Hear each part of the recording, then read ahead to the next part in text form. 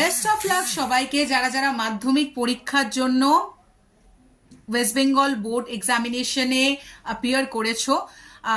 মাধ্যমিক পরীক্ষা খুব একটা জীবনের গুরুত্বপূর্ণ দিন। আজকে থেকে মাধ্যমিক এক্সাম স্টার্ট হয়েছে। সাডেনলি কোনো কিছু ভুলবে না। প্রথম কথা, টেনশন দিচ্ছি না এই ভিডিওটা দেখার জন্য, ফাঁক পেলে তো এই ভিডিওটা দেখছো। আজকে থেকে মাধ্যমিক এক্সাম স্টার্ট হচ্ছে, আর সাডেনলি পেন মিস করা যাবে না। অলরেডি তোমরা দেখে নিয়েছো যে কোথায় কোথায় তোমাদের সিট পড়েছে। রিভিশন প্রত্যেকটা জিনিসের, প্যানিক একদম না। এটা প্রথমবার তোমরা একটা পরীক্ষা দিচ্ছ, গিয়ে পরীক্ষা দিচ্ছ। বেস্ট অফ লাক সবাইকে, কোনো প্যানিকের ব্যাপার নেই। তোমরা তো প্রত্যেকবার পরীক্ষা দাও।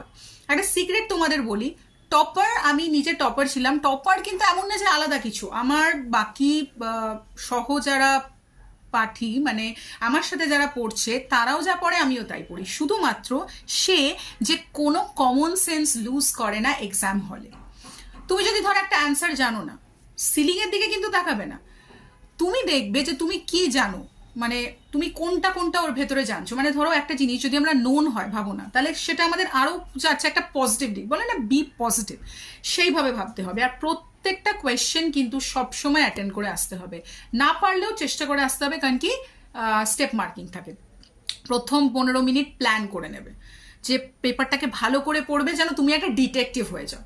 হরর স্টোরি না, একটা স্ট্রং কোয়েশ্চেনের সাথে স্টার্ট করবে। যেগুলো যেগুলো পারো সেগুলো খুব ভালো করে লিখবে, কারণ কি তোমরা সেটা খুব ভালো করে জানো।